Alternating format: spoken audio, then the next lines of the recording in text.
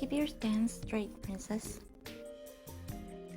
Durian gives me the warning, but too late on purpose. I can see the smile on her face as she effortlessly slides past my defenses and taps me on the shoulder with her wooden sword. I got you. Again. For the last few days, I have been practicing with Durian and Garland because Claude still hasn't come out of his room. The knights offered to train me, and right now they are teaching me about ways to hold a sword. This is slow, but Claude did tell me I wouldn't be able to master the sword so quickly. Claude. He made me so angry that one day that I could not even properly give him my gift. Yet I still feel sad that he is not here teaching me himself. Come on, princess, focus. I dote out of my reverie and nod at Durian. Okay. I read myself for her next strike and once again tap.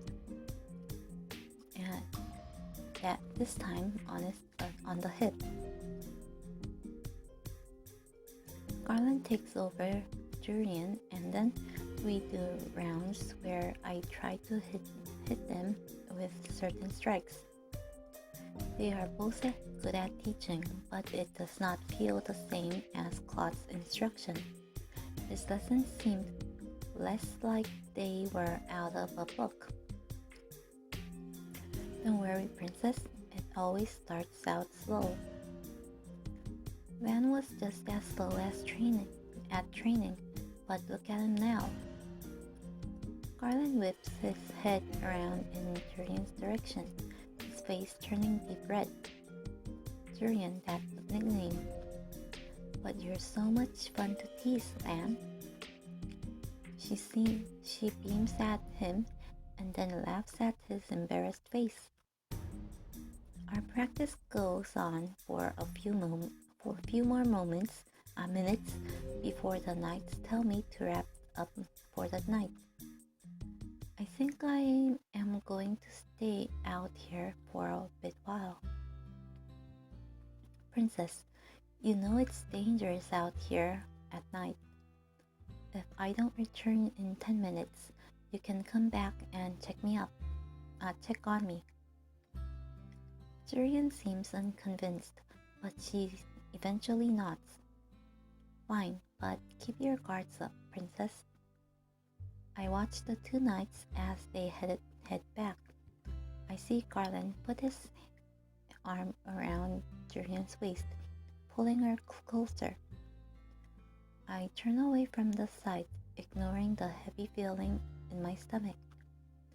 I'll just practice the swings for 5 more minutes. The only thing I hear in the clearing while I practice is my shallow breathing and the wind into my ears. Something breaks my concentration, however. I see the glimmer of the color in the forest and I instantly stop, my hands growing tense on the wooden sword. What was that? I glance around at my surroundings, and then I freeze when I feel a hand on my shoulder. I can feel someone's breath on my neck. This all feels familiar. Is this Claude?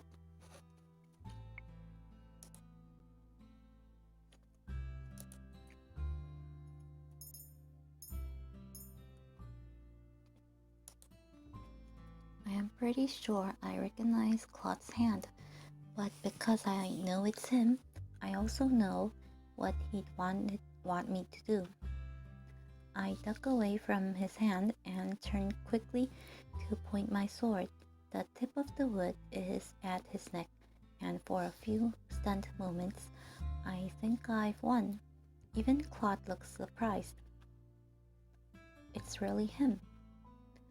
But then Claude's hands have moved, and he has one hand over my wrist and the other on my sword. Good, Lucette. You realized you had an opening, but you broke your concentration. Claude. Claude removes his hand, allowing me to lower my sword. I'm sorry, Lucette. I feel my breath catch in my throat when Claude holds out the rose pendant that I got for him. I feel my cheeks flush.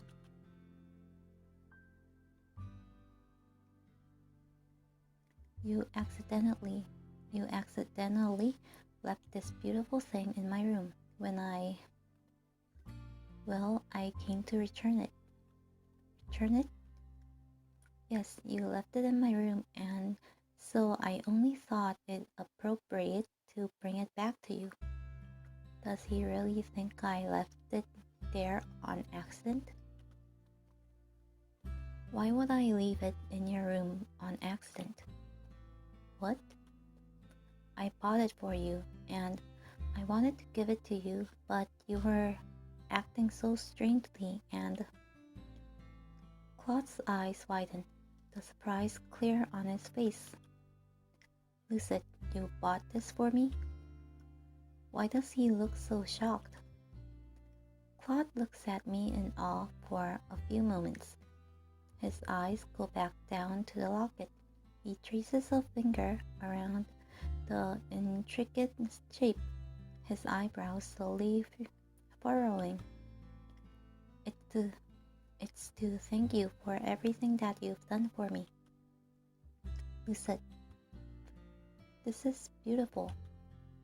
He lets the chain fall through his fingers as he stares at the rose pendant with adoration. I feel my heartbeat stutter as he turns to regard me with the same gentle smile. He leans forward and my breathing stops as he reaches out to hold up my glass slipper necklace. He's standing so close to me.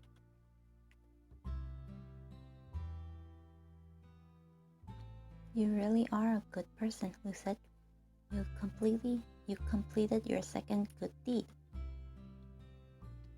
I think some kind of congratulation is in order. Is there anything you want that I can give to you? I look up at him and notice that Claude's smile doesn't reach his eyes. He still looks so sad. I feel there is so much that I want from Claude, but I do not want to ask for something that might make him sad.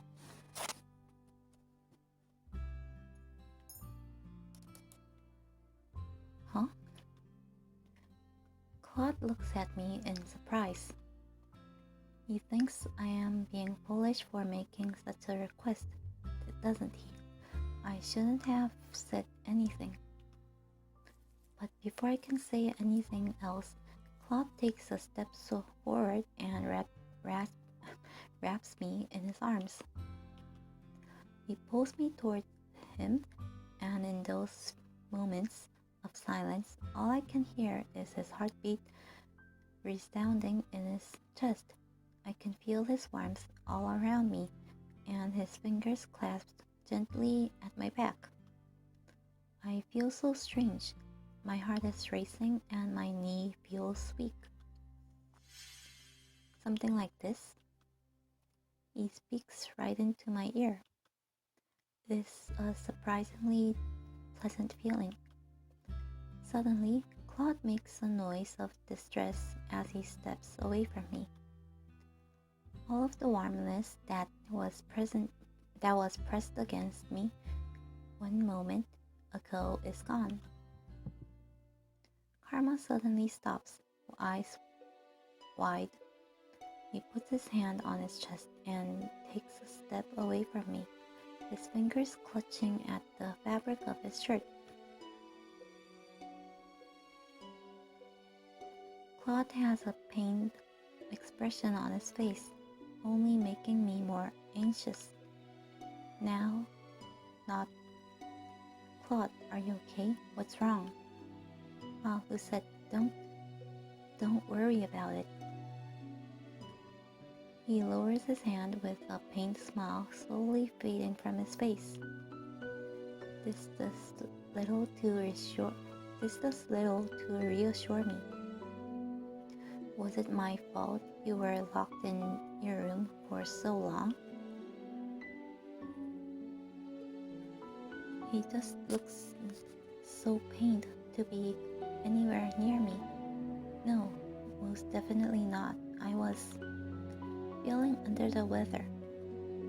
And also bitter. Bitter? Why would he feel bitter? But it's not it's not for you to worry about, darling. For now, we should head back. It's late, and you need rest. I just got back from patrol, so I would like to rest as well. Is there anything else I can do for you? No, sweet Lisette. You've already done enough for me. He clutches the rose locket to his chest and sighs out a little with a gentle smile. This smile feels real to me. This is a beautiful gift, and I will treasure it always. Thank you, Lucette. Now, shall we head back? I nod at him, and we silently walk back to the margin. When we make it back to the tavern, I feel tired, but also lighter than I have for weeks.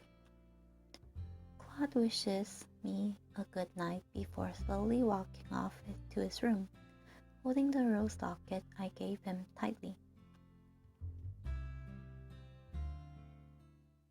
Today I am walking around town to do some errands with Claude. It has been quite a while since we have done this. Though we are here to run errands, there is also something else that drew me into town today. Yesterday, Waltz came back to the merchant and told us of an announcement that the king was making today. Apparently, that announcement had been posted for at least a week's time, but Waltz had only caught on to it after hearing about it from the crowds after one of his puppet shows. I am not sure what this announcement entails, but I feel that I need to see the king make it with my own eyes. I can see more people mulling about than usual, which means most of them must be waiting for the king to speak. Bad feeling about this. It is not strange for the king to make announcements, but this feels so sudden. And with everything else that's happened to me, I feel on edge. Wow, Lucette, you made these bags sound a lot lighter than they'd actually be. Stop complaining, Miss Karma. You got valuable experience out of carrying bags. Seeing Claude complain is amusing, especially since I know he can handle the load. I feel like a servant. What does that make me when you made me carry all those bags before? An assistant? I roll my eyes at him. We're both working at the margin, you know. And then the thought strikes me. What do you even do at the margin? Claude looks surprised at my question, but then he quickly smiles at me. I train the knights, of course. I also attract customers with my beautiful reputation. I start laughing, and Claude's face flushes. Darling, I get the feeling you're laughing at me. I wonder... We finish up the rest of our errands and then sit down in the town plaza to rest. Claude leaves briefly and then returns with a slice of cake for both of us to share as snacks. I have a lot of things I want to ask him, and now feels like the right time to do so. May I ask you a question? Of course, darling, anything. Do you enjoy dressing like a woman? I don't mind it, really. I appreciate the beauty in anything. You girls get to wear quite an assortment of lovely dresses and makeup. It's quite beautiful. I feel more comfortable in my own clothes, but I don't mind dresses. I guess if you've had to wear a dress for so long, you'd get used to it. I have another question. And what would that be? When I was in your room the other day, you spoke about a woman. Were you talking about the witch who cursed you? Oh no, the woman I was talking about. He suddenly goes silent and lowers his head. His expression fades into something more melancholy, and I feel my heart large. Maybe I shouldn't have brought this up. To my surprise, Claude continues talking. Shortly after I came to Angel, there was a woman that I met whose smile was as radiant as sunshine. She was beautiful, and when she smiled and when she laughed, everything felt right about the world. Hearing him talk about her makes me uncomfortable. Am I jealous?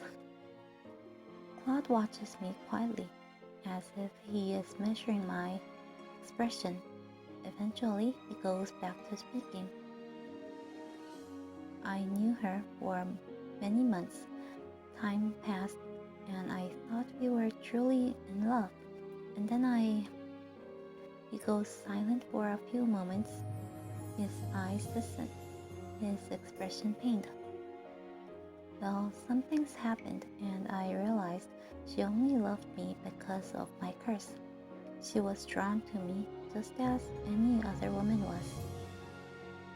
She seemed so genuine in comparison to the other woman, but in the end, Claude trails off and lets out an exasperated sigh.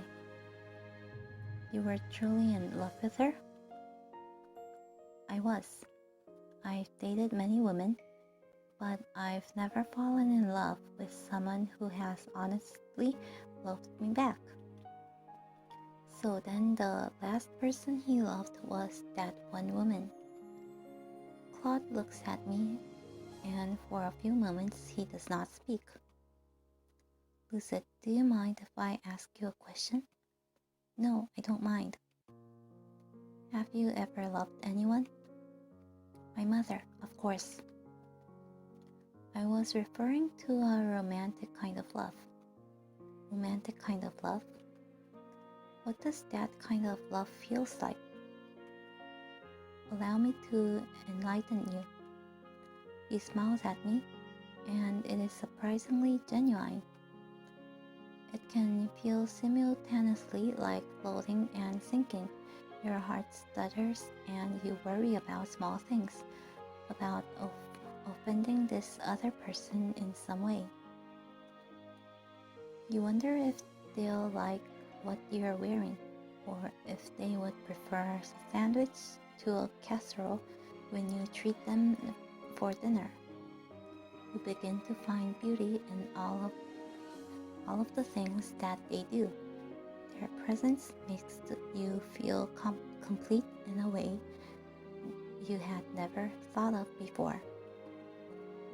You try to imagine life without that person and find that you cannot.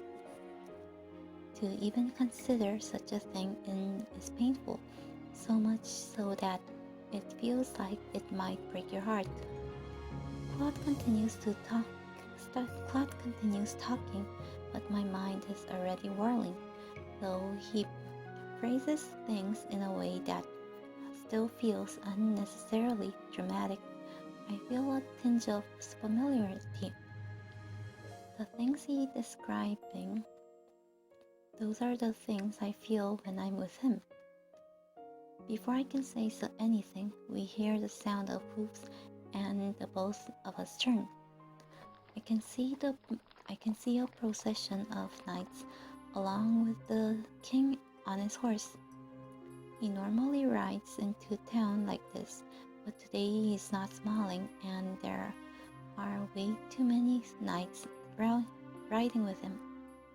And is that Sir Alcaster? Let us go find a place to stand and watch. As you wish. Claude walks me into the crowd gathering around the king, and we find a spot to spectate at the very edge, closer to the alleyways. My beloved citizens of Angel, I have come before you today to make an important announcement. Ever since I was given this crown, I have sworn to live my life for the people and to rule in all fairness, so that our kingdom could enjoy great peace. The crowd breaks into applause. I stare at the king, an uneasy feeling in my stomach when I notice that there is sadness in his eyes, though he is smiling. Then I notice Sir Alcaster appears to be hiding a smile. I do not like where this is going. The king's speech goes on for long minutes after that, with him detailing the commitments he made, the goals he set, and finally, his love for the people. The audience around us clap and cheers, but Claude and I are silent. Something is not right. I nod in response. To this day, I keep this promise. I would never break this oath, for it is the foundation on which I roll. The audience claps again, and I am silent, watching the king intently.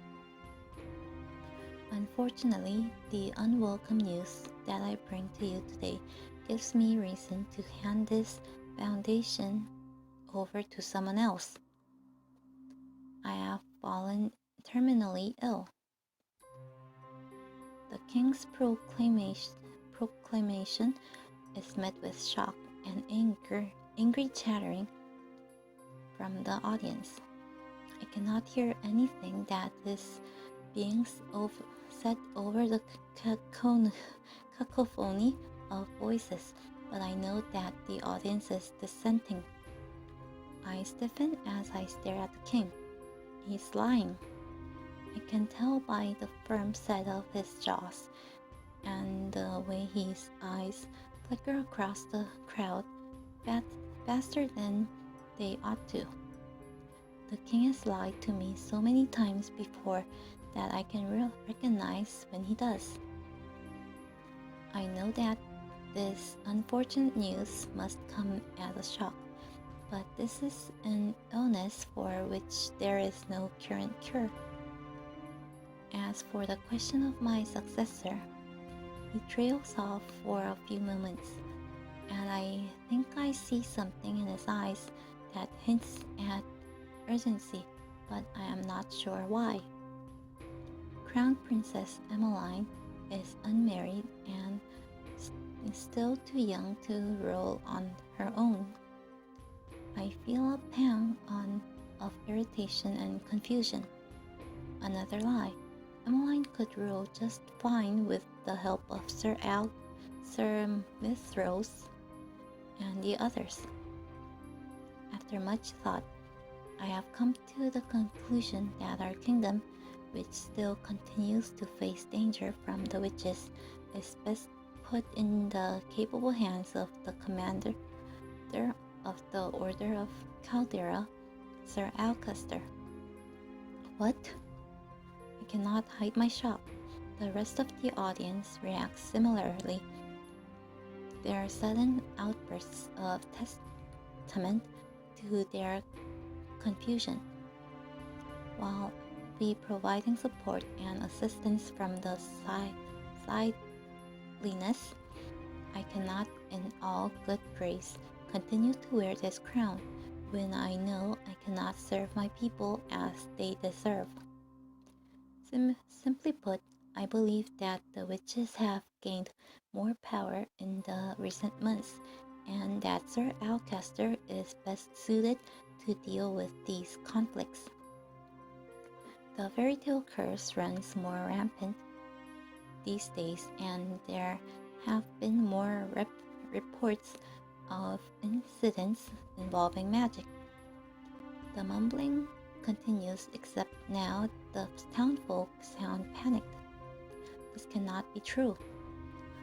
I do not miss the reluctant in the king's next words.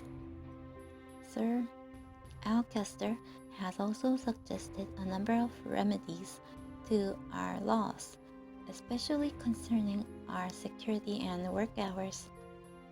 I believe that Sir Alcester can better rule this country in these turbulent times. Please show him all the love and loyalty you have shown me. That bastard!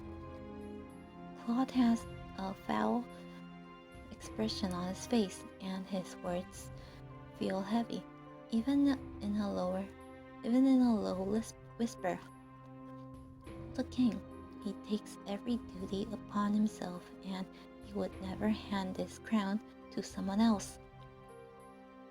Once Sir Alcester comes to stand on the podium, he silences them with a glare. Citizens of Angel, I swear to you that I will serve you as well as General has. That being said, I also believe some changes will need to be made. Sir Alcester continues to speak. He mentions things like curfews for safety, extended at work hours, and additional taxes to go toward the knights. But I am slowly beginning to block out the drone of his voice. What is going on, Sir? No, Alcester must have done something to force the king into his tirade. The king stands behind Alcester with his hands clasped, his eyes alert, but there is a helplessness to them that I have never seen before. It isn't long before the crowd's unsettled mumbling begins agitated whispering. I am stunned when Claude cups his hand to his mouth and starts shouting. There is only one king, King General. Claude grasps my hand and starts leading me around the outskirts so that people cannot spot him as he continues to shout. The crowd begins to chant along with Claude, and then they drew nearer to the stage where my father and Castor are standing.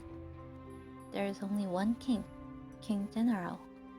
There is only one king, King General. Let's go, Lucette. The crowd is right next to the platform now. The chant carries on. Claude pulls me behind him, but my hand is on my father and on his desperate eyes. Hours later, the merchant's tavern is chaotic. People are talking over each other, trying to relay the scene that they saw in town today. Every visitor here is talking about what they witnessed. I have been in a corner of the room this entire time, trying to understand everyone, but failing.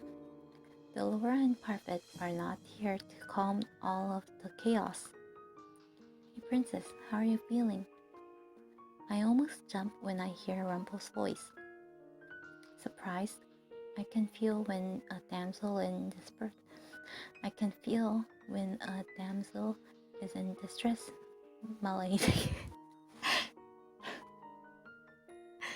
I am really not in the mood for your flirting, Rumple. Oh, my apologies. I thought you might have wanted some cheering up. Where's your partner? We went out to town to survey the situation. Karma doesn't do anything around the tavern, but he does a whole lot for you, doesn't he? I suppose that's the least a man in love can do. I feel myself blush. What is Rumple going on about? Princess, you're pink. I am not. My mind feels all scrambled now. This is all Rumple's fault. Thankfully, before Rumple can continue talking, the door opens and Delora walks inside to call the merchant boarders into the reception room. When I step into the reception room, I am surprised to see two familiar figures standing beside Parfit, Emmeline and Rod. Both of them looked downtrodden and discouraged. Everyone is notably shocked as they step inside. The prince and princess, where did they come from? What is happening at the palace? What of Queen Ophelia? We need silence in the room, everyone. Delora raises her voice, effectively causing everyone to pause. She glances at Parfit, who nods and then turns to look at Rod and Emmeline. Princess Emmeline, if you would tell everyone what you told Delora and I. The room is unnaturally quiet as Emmeline begins her story. She starts with the events of 1 week ago. In the middle of a family dinner, Alcester bursts in with soldiers and seizes her, Rod and Ophelia, in front of the king. Sir Alcester said that if the king didn't hand over his crown, he would kill us. We had no idea to cope with would be staged. The three of them were taken down to the prison cells, with Ophelia taken to a separate cell. Sir Fitzgerald helped us escape, but only just barely. Fritz, are you openly disobeying your father? I hope that he is safe. Alcester wanted to kill the king. I'm sure that he still will. But he has no reasons to. The king has already handed over his crown. I speak before even realizing. Everyone stared at me, including Rod and Emmeline. Alcester is a foul man. I only think he usurped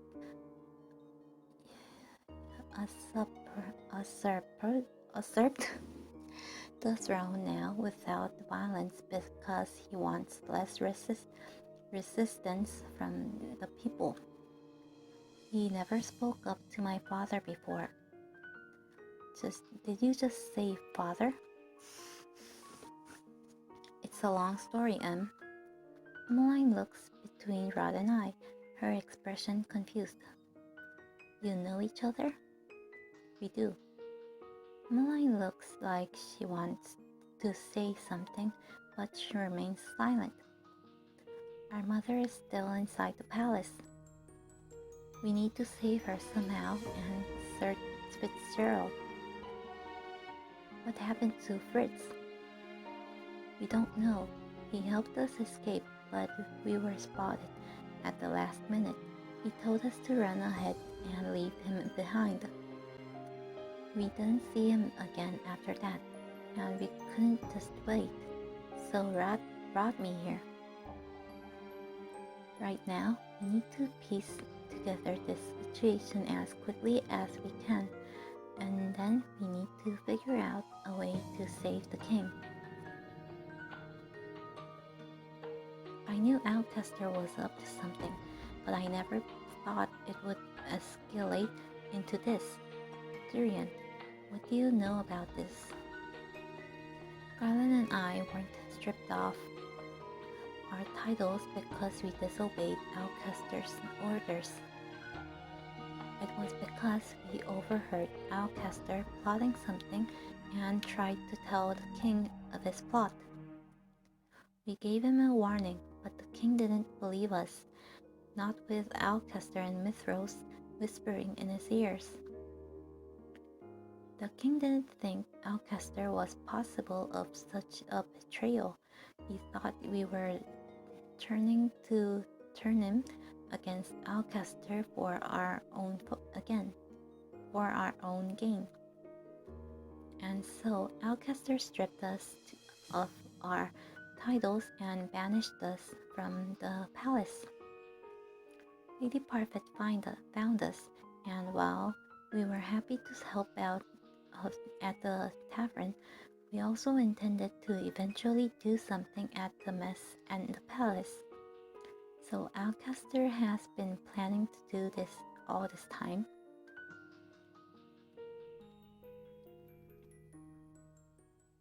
When we part for the night, Parfit and Delora take Rod and Emmeline to a room that they can share. It has been decided that they will be harbored here at the Martin, a place that Emmeline apparently knew about but never came to because she wasn't cursed. Well, Rod did say that his family knew he was cursed. I noticed Emmeline looking at me many times throughout the night, but she never asked me anything. The next few days are a muddled mess. Everyone is busy trying to find out what happened and what can be done to help the king. I am sweeping the tavern half-heartedly one day, my thoughts on everything but my chores. Everyone's been trying to do something to help out the last few days. Though I've gone on quite a few trips into town with Claude to search for information, I haven't been able to find much. I feel so useless. I am finally on my break, so I decided to go into the reception room to rest. When I step inside, I notice Emmeline sitting on the couch. She waves me over as soon as she sees me. She hasn't really openly spoken to me since she has been here. Parfit and Delora have been trying to hide her so as not to cause a ruckus in Martin. Rumors are dangerous now. You are lucid, right? Yes. Rod told me about your curse. He said that you're the king's blood daughter. I'm really sorry. I am shocked by Emmeline's sudden outburst. What? I didn't mean to, but I took your place. How could I forget my own sister? We're not blood related. That doesn't matter. I would love you regardless. Emmeline was always trying to take me out and do things with me back when I was in the palace. I distanced myself from her because I thought the king loved her more than he loved me. I still think that maybe he does. We weren't close. I barely spoke to you or to Rod. Didn't he tell you that? He did. But perhaps now we can turn over a new leaf. Emmeline is as stubborn as always. I have more things to worry about than being her friend. I have to go. I walk off before the conversation can continue.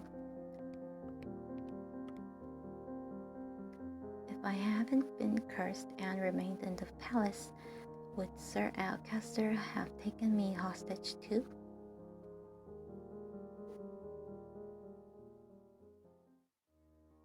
The hours tick by, and as the tavern is emptied for the day, Delora calls everyone together to explain what she and Parfait have pieced together about the situation. Alright everyone, we've come upon some new information. The first is that Alcaster has cracked down on the riots in town. Anyone seen protesting his rules is thrown in prison. The king always valued people's opinions. Alcaster does not want opinions. He only wants to rule with an iron fist. Our patrols have shown that there is overall more security in the palace and around the town. They have been charged with keeping people quiet in whatever ways they possibly can. As we heard from the prince and princess, things are most turbulent in the palace. The king is still alive, but it is unlikely he will stay that way for very long. One thing is clear, given Alcaster's motives to take over the kingdom, I doubt he will rest until the king is dead. The king's men have turned against him, and even if there are loyal soldiers still left in the palace, we cannot contact them right away. Right now. Rescuing the king and queen will be on us then. We just so happened to have people in this tavern that have a shot at rescuing them. Prince Rod has the key to a secret passage we can use to break into the palace. Secret passageway, but only the king and the commander of the knights have the key to that passage. So how did they get a copy? Who's going to join us on this mission? Durian and Garland both volunteered immediately, followed shortly by Claude and Waltz. I'll go too. The room goes quiet as I step forward and volunteer. Princess, we can't just allow you to put yourself in danger. I look at Claude, who is staring at me, shocked. I took up the sword so I could protect those I care about. Princess, you don't have nearly enough practice. But I can help. I still have time to learn. I agree with Parfait, Princess. The palace isn't the place for you to try out your newfound sword skills. Then you may as well chain me up too. Chain me up because I refuse to stay here while you all go save the king. Princess. Well, she has been practicing with the rest of us. Don't encourage her, Julian. But it's not like any of us can stop her anyway. You're right, the princess is quite stubborn. Claude agrees with Julian, but I can tell that he does not like the idea of me going along with them. If only we had the time to get reinforcements from Karma's country. Karma's country? Brugantia. How is it possible that a Brugantia citizen can simply ask for reinforcements? Karma is crown prince of Brugantia. There is some shuffling in the room as everyone turns to gawk at Claude. Rumple, Anise, Rod, and Emmeline all looked shocked by this revelation. You're the lost prince? Lost prince. It sounds like such a tragedy, doesn't it? Anise suddenly looks distressed as she fiddles her thumbs.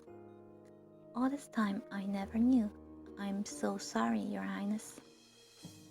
There is no need for formalities, Anise. But I am the lost prince after all. I keep my lineage a secret because right now I am just a normal commoner. But you're the prince. Couldn't you still ask for reinforcements? Even if I did ask for reinforcements, I am pretty sure they would never come in time. Besides, I can't go back to my kingdom yet. I cannot go back while he's still cursed. The conversation continues in more solemn tone. Eventually, we start speaking of our plan to enter the palace. When the details are all finalized, I repeat everything myself to make certain that I know what is meant to happen. Waltz will lead us to the palace then, and Julian and Garland will follow right behind them, watching for the most immediate enemies. Leave it to us. We'll deal with any resistance before it touches you, princess. And Karma will be watching from the back, along with Delora, a witch and a prince for backup. Delora smiles wryly. Claude rolls his shoulders. I'd like to think of us as more the closing act. Though if all goes according to plan, we will have no need for either the opening or closing act. It is a small task force, which is better. The smaller the better. The last thing we want is to be noticed. We decide to meet again over the course of the next week to finalize our plan and carefully survey the situation in town before parting. Claude has taken to training me, Julian and Garland at the same time. Just the other day, he had all of us attack him together. Even though I am nowhere near as good as a trained knight, I still managed to hit him once. I feel like things are coming to some sort of conclusion, and yet I still haven't done 3 good deeds. Today we finalize our plans and getting into the palace. We have mapped out where the king and Ophelia must be in prisons, where the guards might be positioned, and how to plan on sneaking in. I sit down on my bed and am about to lay down when I hear something. Hello, love. You're red. You're red. Were you thinking about me? I noticed that he was one hand on his chest tonight, but then he has been doing that more often lately. I notice it during practices and sometimes when I catch his eyes. Is he sick? Darling? I shake myself at the sound of Claude's voice. What if I was changing? You could have knocked. Well, you didn't seem to have a problem when you walked in on me changing without announcing yourself. That's different. He strolls inside and steps closer to me. He smiles at me mischievously. How so? Cat caught your tongue. Claude shakes his hand. His smile softening. I really didn't mean to come in to disturb you. I just have something important I needed to say to you.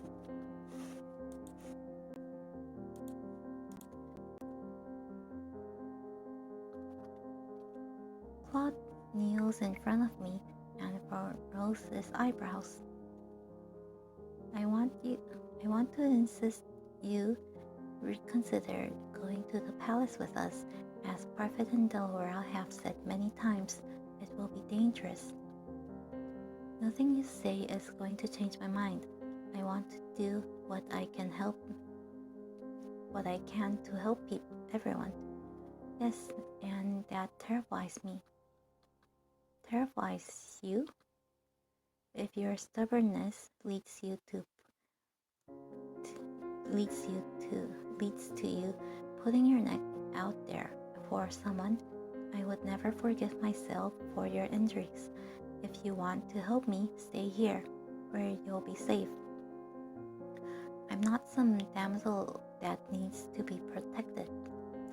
Who said, all I want is for you to be safe, stay safe, so that when we save your father, you can face him with a smile. I won't be able to face my father unless I am one of the people to save him. Stubborn as always. I sighed, irritation welling up in my stomach at the look on Claude's face. He's calling me stubborn, but he's being stubborn about this. You said I'm improved with my sword fighting. You have. You've improved so much because of your resilience and drive, and because you're genuinely interested. It's because I have a good teacher. Ho ho, your compliment is gentle music to my ears. Your compliments mean a lot to me, Lucid. My eyes fixate on his soft smiles and at the gentle crinkles at his eyes. Our eyes lock, and for a few moments I am aware of a slight energy between us. I glance away hurriedly, but entirely sure of what would happen if I kept staring at him. My heart beats unsteadily in my chest. Earlier today, I comforted your sister when she started crying about the things that happened in the palace. Emmeline, why would he comfort her? I saw her crying downstairs in the reception room earlier today without anyone there. She is a rather sweet girl. I keep thinking that the two of you are completely different. You're both strong-willed and stubborn, but she wears her emotions on her sleeve while you keep it all inside of you. I am not hiding anything, if that's what you're replying. Mother always told me crying was weak. Claude stands up and leans forward. Before I know it, I am in his arms. Who said, I am always here for you. I feel flustered again, and my face feels foggy. I can barely comprehend what's in my mind or in my heart. You never need to thank me, you said. But you've done so much for me. It is not just the sword fighting, it's your patience, your company, your saving me when I needed help. That's not true. I'm pretty sure I'm the most selfish person in this tavern. All I ever want is things for myself. I've never thought you were selfish, Claude. He puts a hand to my cheek and looks at me solemnly. You don't think that me wanting you is... Suddenly he steps back, his hand on his chest again, his breathing heavy. I stare at Claude with wide eyes. Claude, are you okay? I'm fine. He sighs out slowly, but he sounds obviously pained. I'll go get anise. No. I'm fine. I swear it. It's just a spell of dizziness. But you... He manages a small, tight-lipped smile before he straightens and shakes his head. His hands are visibly shaking. I must be tired. But Claude, do not tell anyone about this, okay? I don't want them to worry.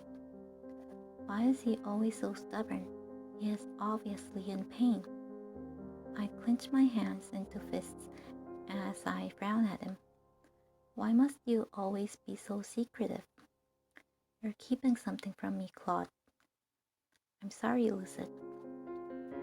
Claude abruptly leaves the room, leaving me with my fragmented thoughts.